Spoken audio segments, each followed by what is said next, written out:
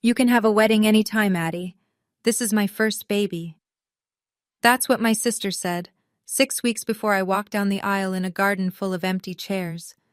She said it like she was choosing between brunch spots, like my wedding day was something I could reschedule around her convenience. So she booked her baby shower on the same day, same hour, and one by one, my entire family followed her, my mom, my aunts, my cousins, even my dad, the man who held my hands and promised he'd walk me down the aisle. He chose finger sandwiches at a country club over his own daughter's vows. 7 people showed up to my wedding. 417 messages showed up the moment they realized what they'd missed. Before I go on, if this story hits close to home, take a moment to like and subscribe, but only if you genuinely connect. Drop a comment with where you're watching from and your local time. My name is Adeline Farrow. I'm 28. And now, let me take you back to 6 months before my wedding, to the Thanksgiving dinner where my father looked my husband in the eye and told him he'd never amount to anything. In the Farrow family, there was one rule nobody said out loud. Everything revolved around my sister, Colette. My father, Richard Farrow, spent 31 years as a branch manager at a regional bank in Hartford. Respectable, steady, the kind of man who wore the same 3 ties on rotation and called that discipline. My mother, Diane, stayed home, hosted book clubs, and made sure the house in Glastonbury always looked the part. White colonial, black shutters, hydrangeas along the walkway. From the outside, we looked like a postcard. From the inside, the math told a different story. Colette married Brett Whitfield 5 years ago. The Whitfields own a commercial real estate company in Fairfield County, or at least they did. At the time, Brett was golden. He bought Colette a Lexus SUV, a Cartier love bracelet, and, more importantly, he bought my parents' loyalty. Brett paid the mortgage on the Glastonbury house. He gave my mother a supplementary credit card. He funded the new kitchen renovation. And in return, the entire Farrow family treated Colette like she'd won the Nobel Prize for achievement. Colette hasn't earned a paycheck in 6 years. She calls herself a socialite and an event planner, though I've never seen evidence of either. But in my family, marrying well is the same as doing well. And then there was me, Adeline, the younger one, the one who freelanced as an illustrator, children's books, editorial art, the kind of work that doesn't come with a corner office or a business card. The one who lived in a rented studio in New Haven with paint-stained countertops and a second-hand couch. I never resented Colette for marrying rich. I resented that it made everyone forget I existed. I met Marcus Delaney at an art fair in New Haven 3 years ago. He was standing in front of one of his own paintings, a large oil piece of a woman reading on a fire escape in Brooklyn, the light catching her hair just right, and he was frowning at it like it owed him money.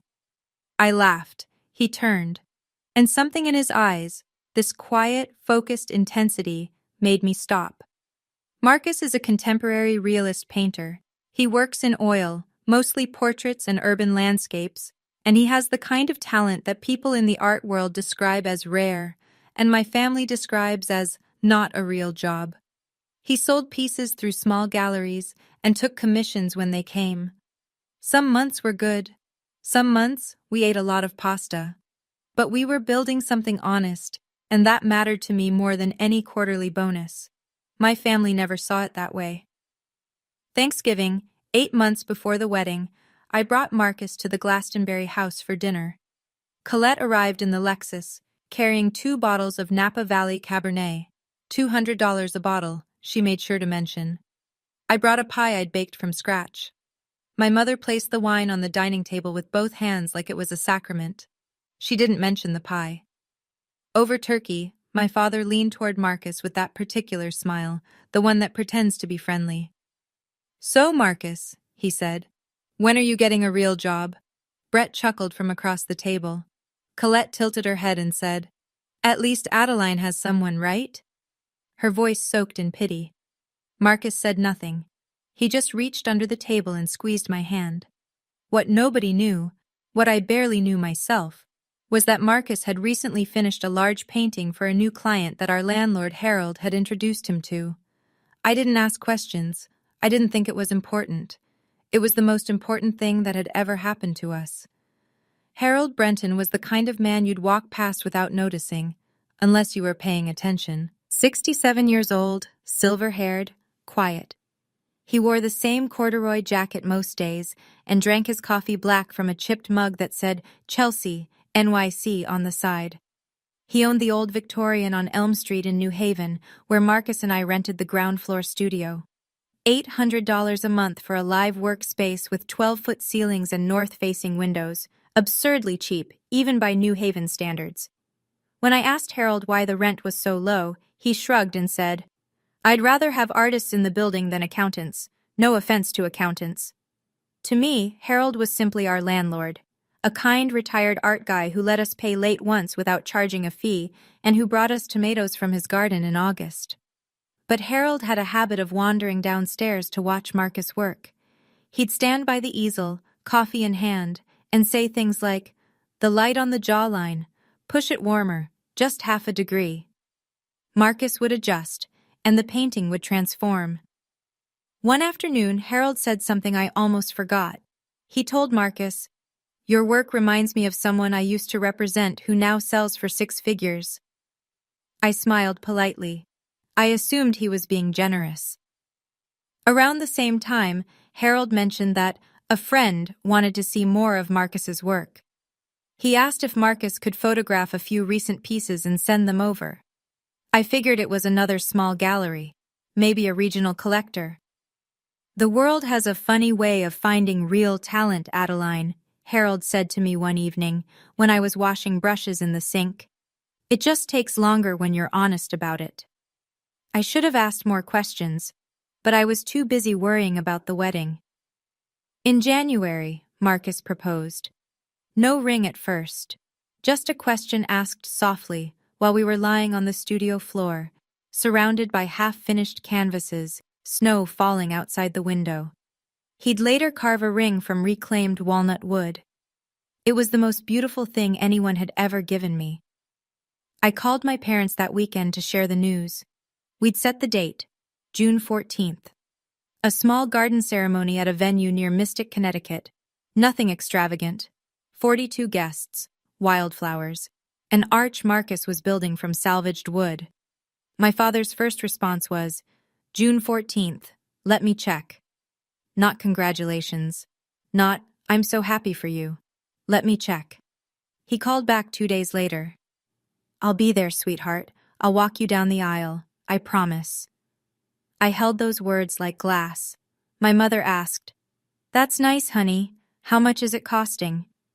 She didn't ask about my dress. She didn't ask about flowers. She didn't ask if I was happy. Colette sent a text. Just one. "Congrats. Let me know if you need help with anything." Then, silence. No follow-up. No phone call. No offer to help plan, taste cakes, or pick a venue. From the sister who styled herself as an event planner, this was conspicuous. Marcus and I did everything ourselves. I designed the invitations by hand, watercolor wildflowers on cream cardstock, each one slightly different. I thought about Colette's wedding 5 years earlier. 300 guests, gold foil invitations, a 12-piece band. But I loved our invitations. They were ours. I should have known something was wrong when Colette didn't argue about the date. She always has an opinion about everything. This time, she said nothing. And silence, from my sister, is never a good sign. 3 weeks before the wedding, I got a phone call from my Aunt Patricia, my mother's older sister, the family's designated gossip. And she said something that knocked the breath out of me.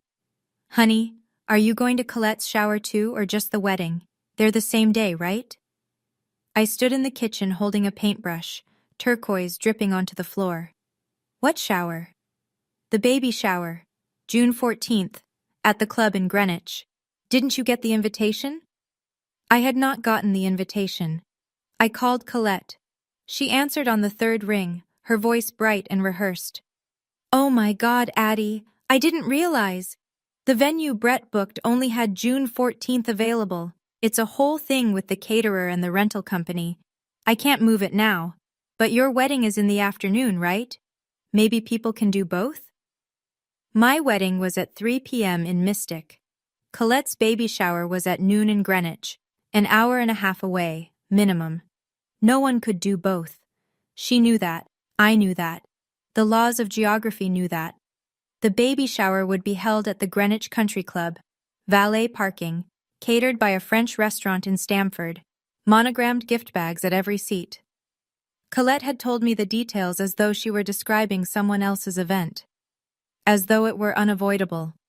An act of God. But here's the thing that settled in my stomach like a stone. When I checked with Aunt Patricia, she confirmed that Colette had sent the baby shower invitations 2 weeks before I mailed my save the dates. 2 weeks before. She'd known my wedding date for months. She chose it anyway. Addie, I'm so sorry, Colette said, her voice sweet as arsenic. But this is my first baby. You understand, right? You can have a wedding anytime. I called my mother first. Mom, you know my wedding is that day. A pause. The kind of pause that already contains the answer. I know, honey. But Colette really needs the family there. It's her first grandchild for your father and me. Can't you, maybe postpone a few weeks? I've already paid deposits, Mom. Non-refundable. We've sent invitations. Well, maybe not everyone needs to be at both. I'm sure some people will come to yours. Some people, to my wedding. Like it was an open mic night that might attract a few stragglers. I called my father next. He did what Richard Farrow always does when confronted with a problem. He deflected. Let me talk to your mother. We'll figure it out. He didn't call back for 3 days. I texted him. Dad, are you still walking me down the aisle? He read it. I saw the blue check mark. No reply. I called again, and again. On the 3rd attempt, he finally answered. Of course, sweetheart, I said I would. But the way he said it, the hollowness in his voice, the way the words came out like something he was reading off a cue card, I felt the ground shift beneath me. That week, I counted the RSVPs. Out of 38 family members invited, 22 had already responded with a no. Each of them, coincidentally, was going to Greenwich. I didn't beg. I want you to know that. I asked once. I asked clearly. And I told myself, their answer, the real one, the one spoken through silence and logistics, and maybe not everyone needs to be there, would tell me everything I needed to know about where I stood. It told me everything. Rachel, my best friend, an ER nurse who takes no one's nonsense and has known me since college, was the one who showed me the full picture. Rachel had been added to the Farrow family group chat years ago, back when my mother thought it was nice to include Adeline's friends. Nobody ever removed her. And because Rachel is Rachel, she screenshotted everything. She sat me down in the studio one evening and laid it out. Colette had called every single family member individually. Not a group text, not a casual mention. Individual, surgical phone calls designed to pull each person to her side. To my mother, Colette said, Mom, if you go to Adeline's wedding instead, I'll feel like you don't care about your first grandchild. To Aunt Patricia, Brett's mother is coming. If our side of the family doesn't show up, it'll be embarrassing. To my father, and this one Rachel had as a screenshot from the group chat, Colette wrote, Dad, Adeline will understand. She's used to being disappointed. She's used to being disappointed. My own sister. Typed that with her thumbs and pressed send. But the deepest cut was the financial one. Brett paid my parents' mortgage, $3,200 a month. He'd given my mother a credit card that covered groceries, clothing, salon visits. The Farrow family wasn't just emotionally dependent on Colette. They were financially leashed. Colette never said it directly, of course. She didn't need to. The implication lived in every gesture. If you cross me, the money stops. And my parents, who had built their retirement around Brett's generosity, couldn't afford to call the bluff. In the group chat, Rachel showed me one last message from Colette. Honestly, Adeline's wedding is so small it's barely an event. She's marrying a painter in a garden. It's not like there's a reception at the Ritz. I read it twice. Then I closed the phone. The night before I sent the final reminder to my family, Marcus and I sat together in the studio. The overhead lamp cast warm yellow light across half-finished canvases and jars of turpentine. Outside, the cicadas were starting up. Summer in New Haven sounds like a low hum that never stops. Marcus was cleaning brushes. He didn't look up when he spoke. "We don't need them to make this real, Adeline." A pause. "But I know you want your dad there." I didn't answer right away. I was staring at the canvas he'd been working on. A lone chair in an empty room, light pouring through a window. It wasn't meant to be about me, but it was. That night, I composed one final message. A group text to every family member who'd been invited. No guilt trips, no desperation. Just the facts. Date, time, address, directions. And at the end, one line. "I hope to see you there." I pressed send at 10:47 p.m. Not a single person replied. The next morning, Rachel called from Chicago. She'd already booked a flight. "I'll be there," she said. "I'll always be there." She didn't ask about the others. She already knew. June 14th was 12 days away. I had a dress hanging in the closet, vintage lace, found at a consignment shop in Mystic, altered to fit by a seamstress who charged me $80 and told me I looked like Grace Kelly. I had flowers ordered from a local farm. I had 42 chairs set up in a garden. What I didn't have was a single family member who chose me. But I'll tell you what I also didn't have. I didn't have the urge to beg anymore. And that, I think, was the first time I felt something shift. June 14th, 7 a.m. The morning of my wedding, Rachel was sitting cross-legged on the bathroom counter doing my makeup. Hospital-grade precision, she called it, and I was trying to breathe normally. My dress hung on the closet door.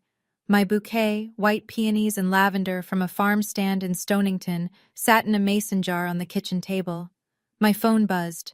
"Dad." I picked up. Rachel watched my face. "Adeline, honey." His voice sounded like it had been sanded down to nothing. "I don't know how to say this. Your mother and I, Colette's shower starts at noon, and with the drive, I don't think we can make it to Mystic by 3.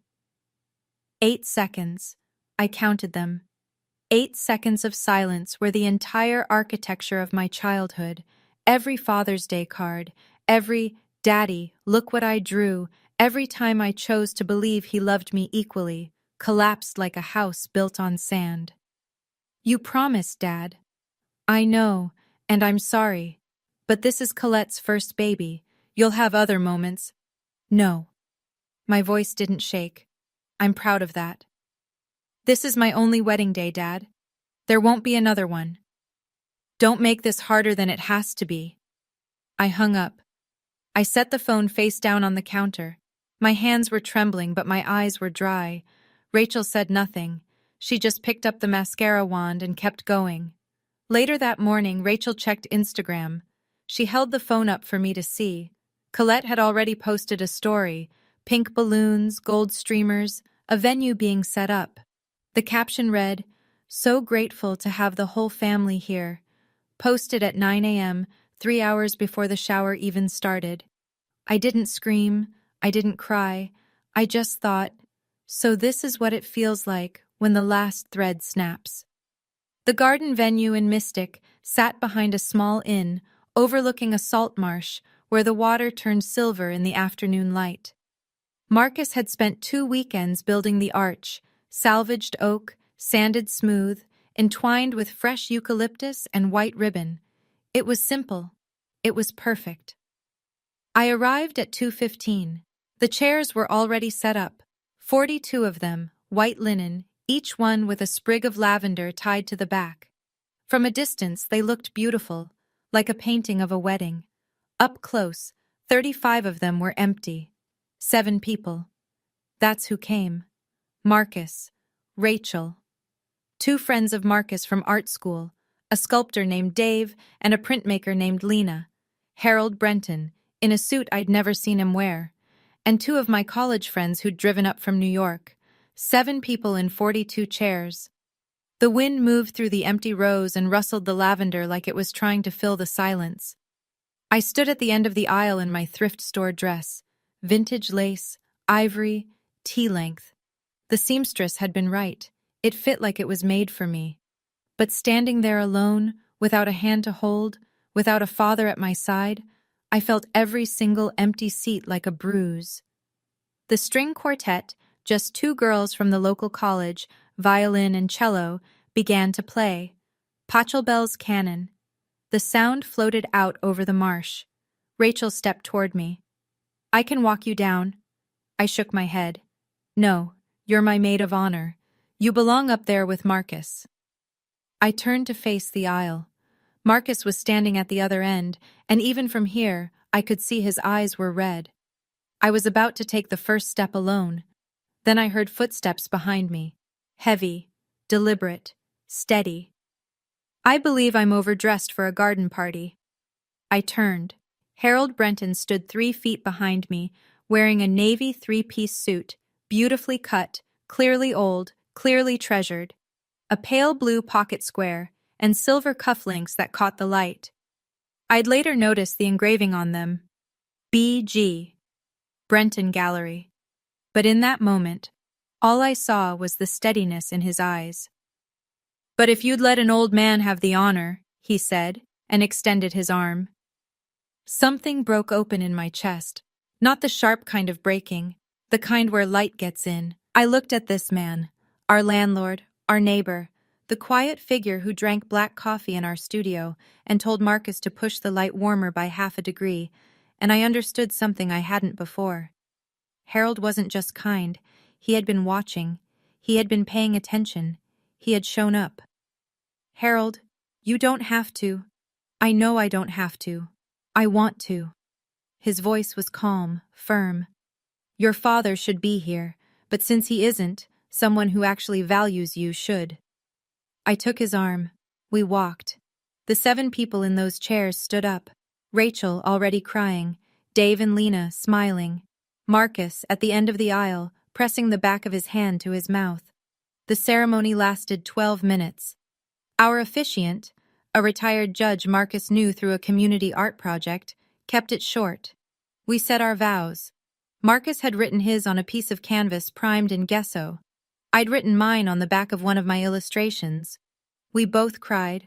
We both laughed. 7 people clapped. And in that garden, on that June afternoon, it was enough. It was more than enough. I'm going to pause here for a second. If Harold stepping in made your chest tighten the way mine did that day, you already know why this story matters. My father had 30 years to show up for me. Harold had known me for 2. But he was there.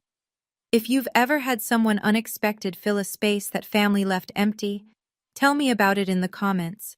I read every single one. And if you want to see what happens next, because trust me, the story doesn't end at the altar, stay with me. After the ceremony, we held the reception in the same garden. There was no ballroom, no DJ, no 5-tier cake. We ordered pizza from a place in downtown Mystic. Rachel had brought 3 bottles of wine. Nothing fancy, just something she loved. Dave connected his phone to a portable speaker, and we danced on the grass until the fireflies came out. It was joyful. It was imperfect. It was ours. But when the music faded and Marcus was helping Dave fold up tables, I sat down on one of the empty chairs and opened my phone. 0 messages from my family. Not a single one. No congratulations. No sorry we couldn't make it. No thinking of you today. Nothing. As though the event hadn't happened. As though I hadn't happened. I opened Instagram. I knew I shouldn't. But I did.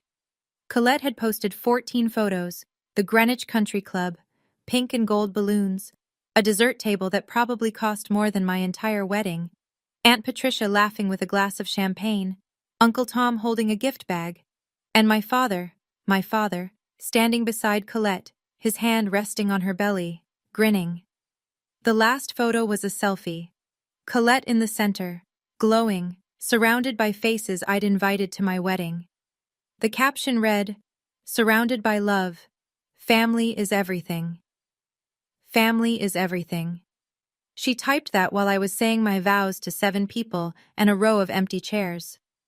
I zoomed in on one of the background images, a group shot near the bar. Brett was in the far corner, turned away from the camera, phone pressed to his ear, jaw tight. He looked stressed. It struck me as odd at a celebration, but I filed it away and didn't think about it again. Not then. That night, back in the studio, Marcus and I lay on the old futon that doubled as our couch. The windows were open, and the sound of crickets poured in like music. We'd taken the lavender from the chairs and put it in jars all over the apartment. It smelled like the wedding had followed us home. Marcus stared at the ceiling. His hand was in mine. "I married the most talented, most stubborn, most beautiful woman I've ever known," he said.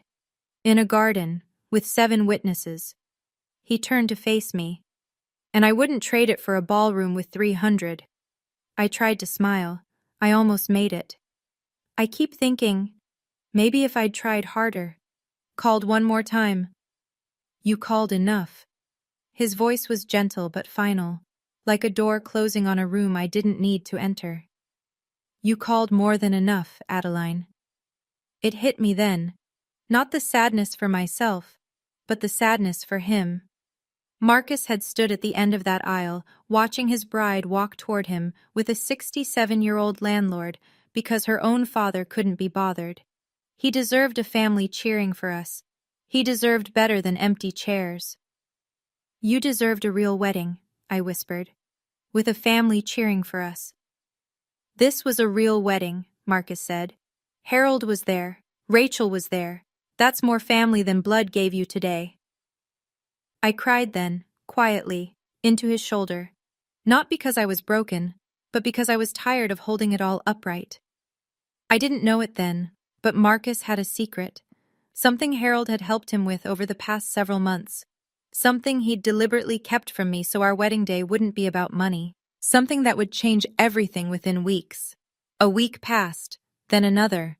Not a single member of my family reached out. On day 8, I sent one final message. I typed it carefully, read it 3 times, and pressed send. "Thank you for your silence.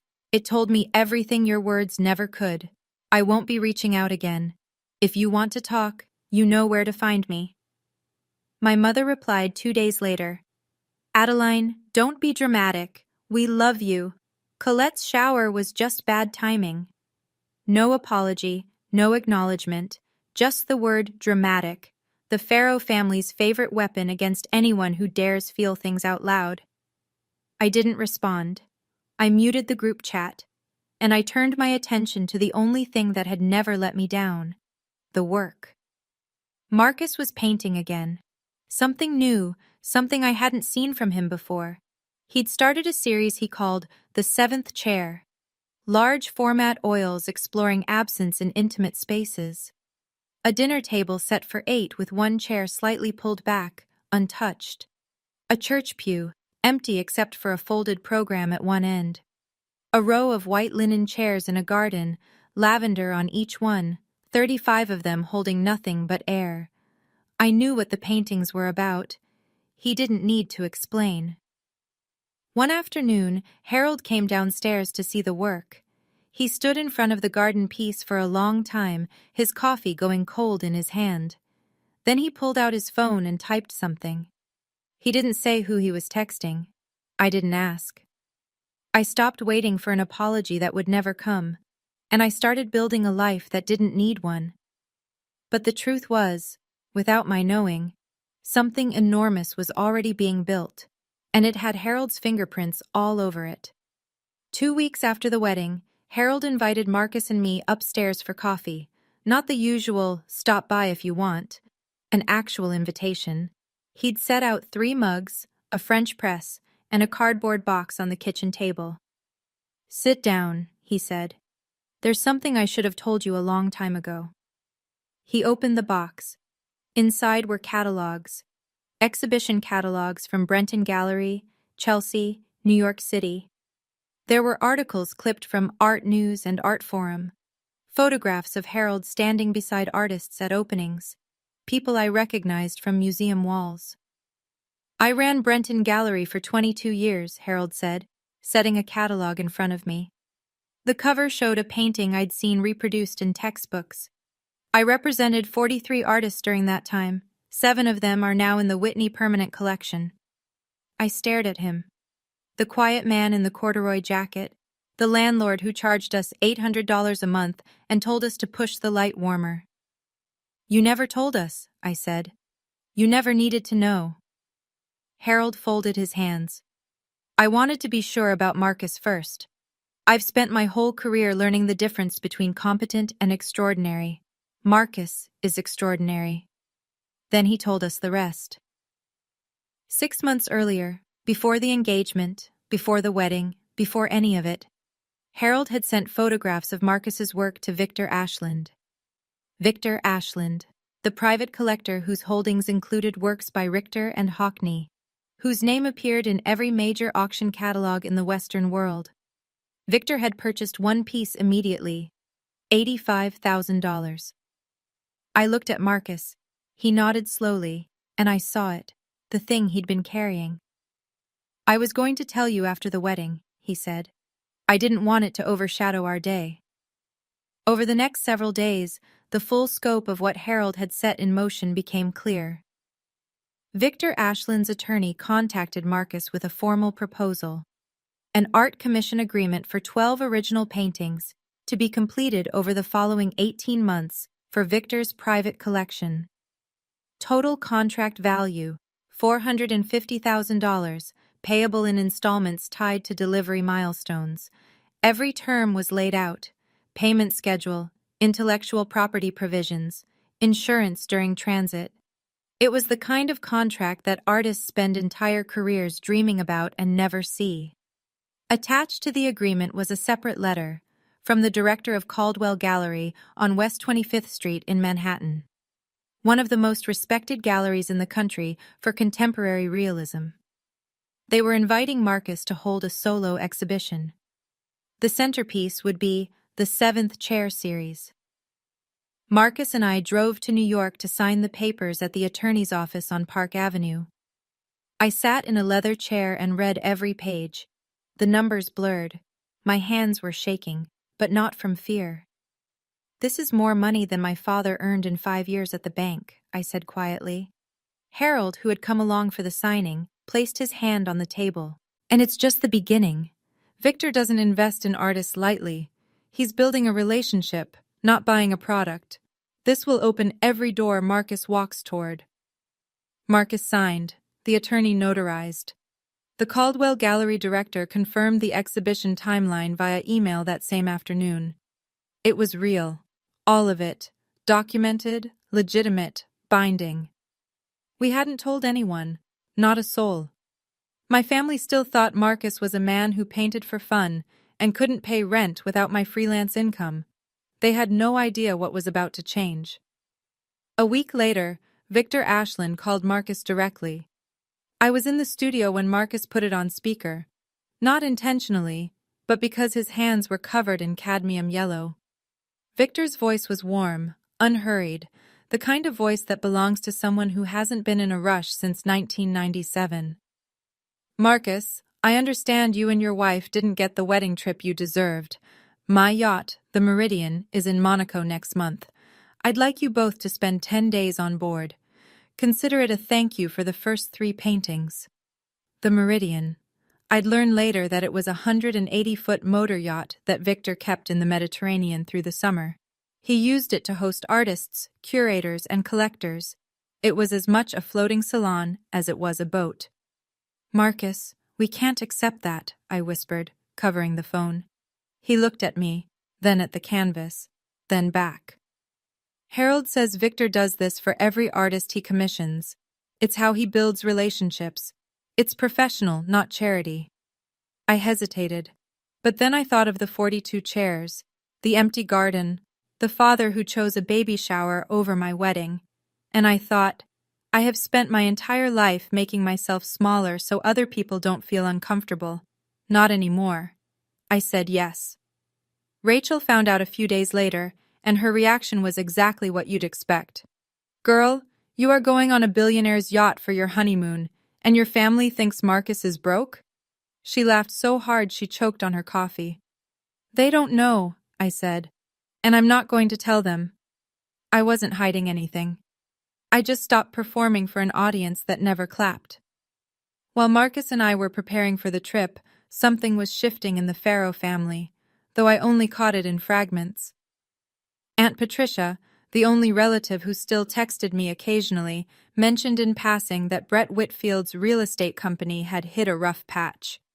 2 major development projects had fallen through. Financing had collapsed. The details were vague, but the consequences were not. Colette's Lexus was gone, replaced by a used Honda CR-V. Colette, who posted on Instagram the way some people breathe, had been silent for 2 straight weeks. For her, that was the equivalent of a distress signal. Then, for the first time in over a month, my mother called. "Hi, honey, how are you?" Her voice had that particular brightness, the kind that's trying too hard. "Listen, do you and Marcus want to come to dinner this Sunday? Your father grilled last weekend and it was lovely. We'd love to see you."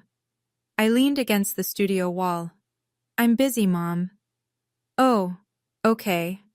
A pause. "Well, your father says hi."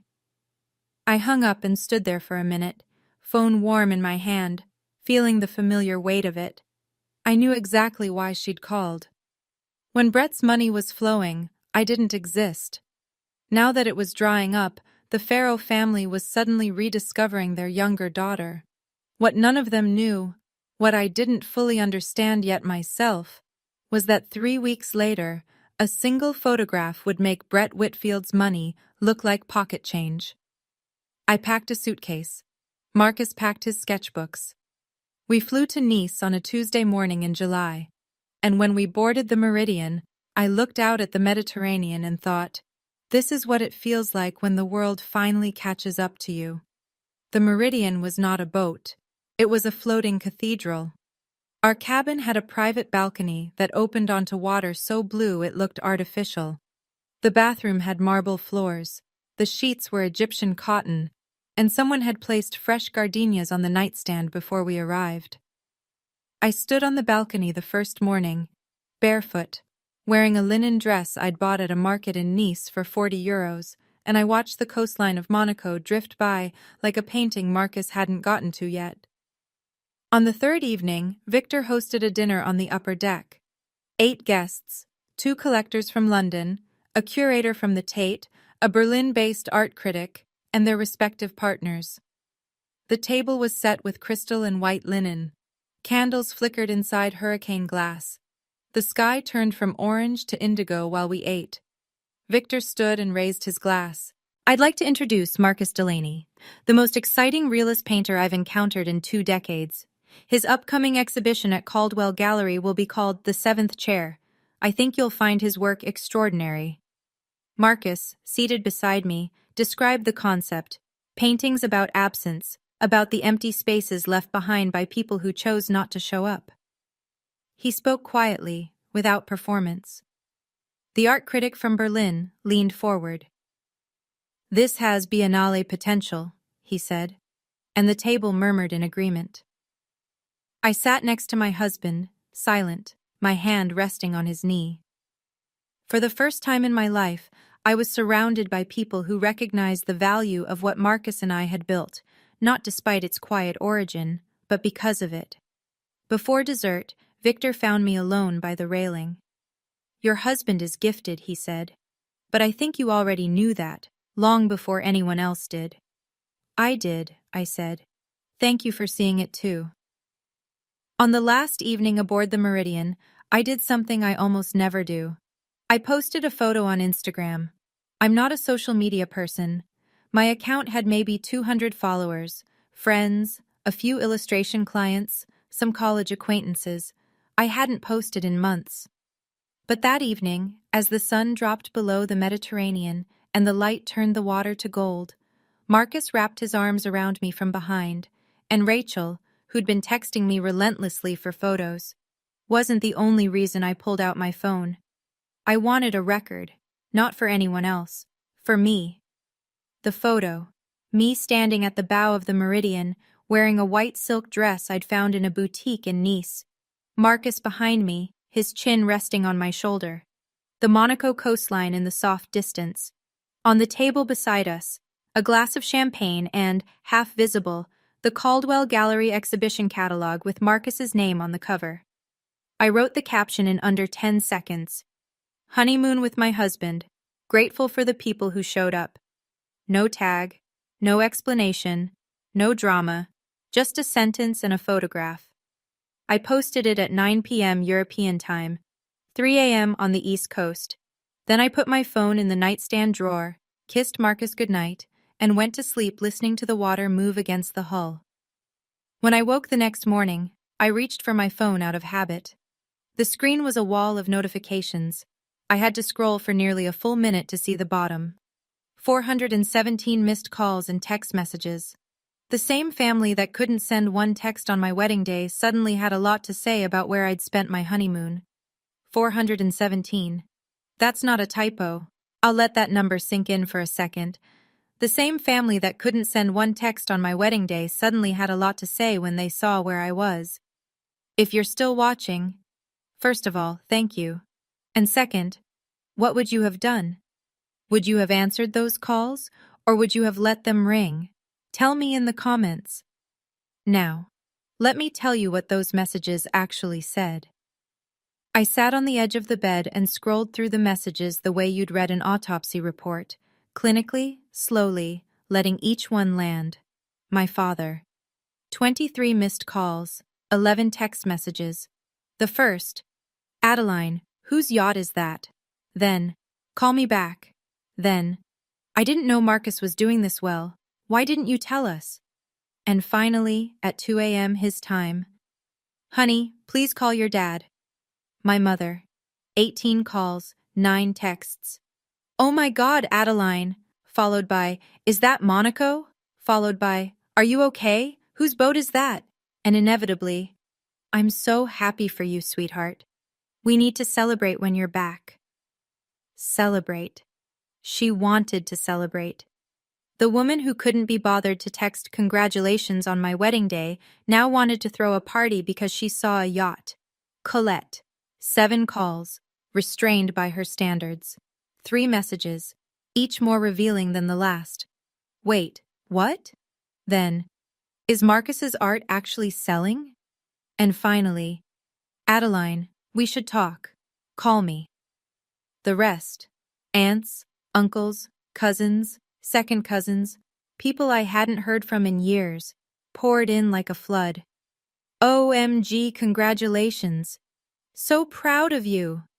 We always knew Marcus was talented. The same people who'd RSVP'd no to my wedding were now lining up to claim they'd believed in us all along. And then, at the very bottom, a message I hadn't expected. Brett Whitfield. He'd never texted me directly before in his life. Adeline, is your husband represented by a gallery? I'd love to connect. Brett Whitfield, the man whose money had bought my family's loyalty, was now trying to network through the sister-in-law he'd barely acknowledged for 5 years. I read every message. I did not respond to a single one. Marcus found me on the balcony an hour later, phone face down on the table. He didn't ask what the messages said. He could read it on my face. I'm not going to ignore them forever, I said. But I'm not going to pretend this is okay either. That afternoon, I unlocked the family group chat for the first time since I'd muted it. I typed one message, I revised it twice, then I sent it. Thank you for your messages. Marcus and I are doing well. For those who are curious, Marcus signed a major art commission 6 weeks ago. The yacht belongs to his patron, Victor Ashland. Our honeymoon was a gift. I want to be honest. I won't pretend that your absence on June 14th didn't hurt. It did. Deeply. My father promised to walk me down the aisle and chose not to. My mother chose a baby shower over her daughter's wedding. My sister scheduled her event on my wedding day deliberately. I'm not angry, but I need space. When I'm ready to talk, I'll reach out. Please respect that. I pressed send, then I put the phone in the drawer again. For 4 hours, Nobody replied. I imagine they were reading it in clusters, gathered around someone's kitchen counter, passing the phone, rereading it, looking at each other in the particular silence of people who've been caught. My father called at 8 p.m. I didn't answer. An hour later, Colette posted an Instagram story, a photo of a beautifully set dinner table, warm lighting, wine glasses. The caption, "Family dinner tonight, missing one." Missing one. As though I had simply failed to attend. As though I were the one who'd left. Some people never stop rewriting the story, even when the whole room already knows the truth. 3 weeks after we returned from Monaco, Caldwell Gallery issued the press release. Marcus Delaney, the 7th Chair, Solo Exhibition. It went out to every major art publication in the country. Art News ran a preview. ArtNet picked it up the same day. And then the one that mattered most. A feature in the New York Times Arts section, with a photograph of Marcus standing beside the centerpiece of the show. The painting, a garden rendered in luminous afternoon light, an arch of salvaged wood threaded with eucalyptus, 42 white chairs with lavender on each, stretching in neat rows across a green lawn. 7 of them held figures, warm, alive, painted with the tenderness Marcus reserves for people he loves. The other 35 were empty. Sunlight fell across the vacant seats like a question nobody wanted to answer. The title, June 14th. Price, $120,000. Already sold. Victor had claimed it before the exhibition opened. The article noted that Marcus's work explores familial absence and emotional displacement with a specificity that feels both deeply personal and universally devastating. It mentioned Victor Ashland's private collection. It mentioned Brenton Gallery's legacy. It used the word extraordinary. On opening night, 200 people filled the gallery, collectors, curators, critics. Adeline stood beside Marcus in a simple black dress, watching strangers cry in front of paintings that were born from the worst day of her life. A reporter from the Times approached Marcus. The title, June 14th. Is it autobiographical? Marcus didn't hesitate. Yes, it was my wedding day. 7 guests, 42 chairs. The room went quiet. Then the questions began. By morning, the story was everywhere. I hadn't planned it. Marcus hadn't planned it. But the truth, once it finds a stage, doesn't need permission. My father saw the article first. Someone forwarded it. I never found out who. But I can imagine him sitting at the kitchen table in Glastonbury, reading glasses on, the New York Times open on his iPad, and seeing those 42 chairs rendered in oil paint with the precision of a man who remembers every detail of the day his father-in-law didn't show up. My mother called. Her voice cracked in a way I hadn't heard before. Adeline, your father saw the painting. He hasn't spoken in hours. He just sits there. Mom, I didn't paint it, I said. Marcus did. He painted what happened. She didn't have a response for that. Colette's reaction was different. She wasn't sad. She was furious, not at herself, but at the exposure. Within days, her friends began asking questions. Wait, your sister's husband, is that Marcus Delaney? Why weren't you at her wedding? Colette, who had spent years curating a narrative of family unity and social grace, suddenly couldn't explain the gap. The image she'd constructed, loving sister, devoted daughter, center of the Pharaoh universe, had a 42-chair-sized hole in it. Brett called Marcus directly. Hey Marcus, congratulations. Listen, I have some clients who might be interested in commissioning. Marcus cut him off politely. Thanks, Brett. But I work exclusively through my gallery now. Harold and Caldwell handle all my commissions. Meanwhile, Aunt Patricia sent me a screenshot from the family group chat, the one I was no longer in. Colette had written, "She's doing this to humiliate us." And my father, for the first time in his life, had replied, "Maybe we should have gone to the wedding." My mother's response, "Don't start, Richard." Even now, even with the truth on a gallery wall for 200 people to see, nobody in my family could say the simple words, "We were wrong." 2 months after the exhibition opened, A notice appeared in the Connecticut Business Registry that would have been unremarkable to most people. Whitfield Properties, LLC, Brett's family company, had filed for Chapter 11 bankruptcy protection. The details emerged slowly, then all at once. 2 failed developments in Stamford. A construction loan default. Creditors lining up. The company that had once made Brett the golden son-in-law of the Farrow family was now a name on a court filing. The consequences hit my parents within weeks. Brett stopped paying the mortgage on the Glastonbury house, $3,200 a month, gone overnight. My mother's supplementary credit card was canceled. Colette, who had never needed to think about money, began selling her jewelry through a luxury consignment site. The Cartier bracelet, a Tiffany pendant, pieces she'd once displayed like trophies. My father called me, the first time since the article. Adeline, I don't know how to say this. His voice was thin, tired. Your mother and we might lose the house. I know I have no right to ask, but is there any way? I let the silence sit. I think he needed to hear it. The same silence I heard on my wedding morning when he told me he wasn't coming. Dad, I said, I'm going to be honest with you. 6 months ago, you chose Colette's party over my wedding. You broke a promise. You let me walk down the aisle with our landlord because showing up for me wasn't worth the drive. I heard him breathing. I'm not going to say no to helping. But I need you to understand something first. I'm not your backup plan. I'm your daughter, and you treated me like I was optional. He didn't speak for a long time.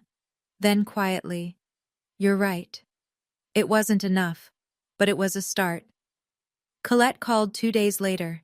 It was the first time we'd spoken since before the wedding. She opened with tenderness. I miss you, Addie. The nickname, the voice she used when she wanted something. Then, within 30 seconds, the mask slipped. Brett lost everything. Mom and Dad need help. You and Marcus are doing so well now. Can't we just move past this? Move past what, exactly?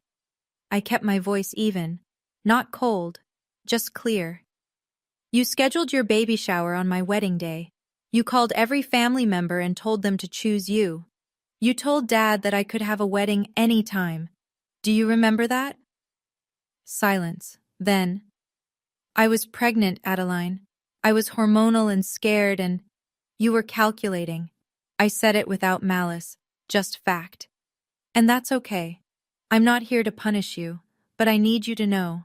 I see it clearly now. I've always seen it. I just chose to ignore it because I wanted a family. I could hear her breathing change, the practiced calm faltering. I love you, Colette, but I will never again let love be used as a leash. If you want a relationship with me, it starts with honesty, not with asking for money. She hung up. She didn't call back for 3 weeks. I set the phone down and walked to the studio, where Marcus was finishing the 9th painting in the series, a long table with 11 place settings, 1 chair pulled back, a napkin folded but untouched. He looked up when I came in. How'd it go? She hung up. He nodded. She'll call back. Maybe, but she'll call back different, or she won't call back at all. Those are the only 2 options I'm accepting. Marcus went back to painting. I picked up my illustration pen. The crickets sang outside, indifferent to all of it. 6 months later, I stood in the kitchen of a house I owned. It was small, a 2-bedroom cottage in Westport, Connecticut, 10 minutes from the water. White clapboard, blue shutters, a porch that wrapped around the side. The ground floor had been converted into Marcus's studio. Proper ventilation, north-facing light, a door that opened onto a garden where, in the spring, I planned to grow lavender. We'd paid for it in full. No mortgage, no help, no one's name on the deed but ours. Marcus had completed the 7th chair series, 12 paintings that had hung in Caldwell Gallery for 3 months. Nearly every piece sold. Total revenue exceeded $600,000, and the waiting list for his next series was already growing.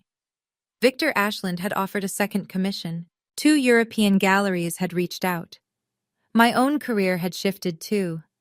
A major children's book publisher had offered me a multi-book illustration contract after seeing my work at the Caldwell opening. Someone from their art department had attended and recognized my editorial style. The first book was about a little girl who plants a garden of wildflowers in a field where nothing was supposed to grow. I was illustrating it at the dining room table every morning while Marcus worked downstairs. Harold came for dinner every Sunday. He'd drive over from New Haven in his old Volvo, bring a bottle of wine, nothing expensive, always good, and sit at our table like he'd always been there. Because in every way that mattered, he had. One Sunday, I served roast chicken with herbs from the garden. Harold raised his glass. "To the seventh chair," he said. Marcus clinked his glass against Harold's. I clinked mine against both. 7 people at a wedding. And every single one of them still in my life. On a Tuesday afternoon in October, I heard a car pull into the gravel driveway. No one had called ahead. I opened the front door and found my father standing on the porch. He was wearing a flannel shirt and khakis. His hands were in his pockets. He looked older than I remembered, not in the way of time passing, but in the way of a man who'd been carrying something heavy and couldn't set it down. "I didn't come to ask for anything," he said. I waited. "I came to tell you that I'm sorry. Not the kind of sorry that expects forgiveness, the kind that knows it doesn't deserve it." He stood there in the October light, leaves drifting across the porch, and I could see he'd rehearsed this, not because it wasn't genuine, but because it was. He needed to say it precisely. "I sat in a country club eating finger sandwiches while my daughter got married with 7 people, he said. "I will carry that for the rest of my life." "I know, Dad." My voice was steady, quiet. "You can stay for coffee. Marcus just made a pot." He came inside. He walked slowly through the house, looking at everything. The studio downstairs, the garden visible through the back window, Marcus's paintings on the walls. In the hallway, he stopped. A small painting hung near the coat hooks. June 14th, study number 1. An early sketch in oil. 7 chairs occupied, 35 empty. My father stood in front of it for a long time. Then he reached into the bag he was carrying and pulled out a frame. Inside, a certificate. The Connecticut Statewide Art Award, dated 12 years ago. My name on it. The paper had yellowed. "I found it in the attic," he said. "It should have been on the wall 16 years ago." I took it from him, and I let him stay for coffee. People always ask me, "Did you forgive them?" The honest answer is that forgiveness isn't a single event. It's not a gift you hand over and then it's done. It's a bridge you build one plank at a time, and some days you're laying planks, and some days you're standing at the edge wondering if it's worth crossing. Colette eventually wrote me a letter. A real one, pen on paper, mailed with a stamp.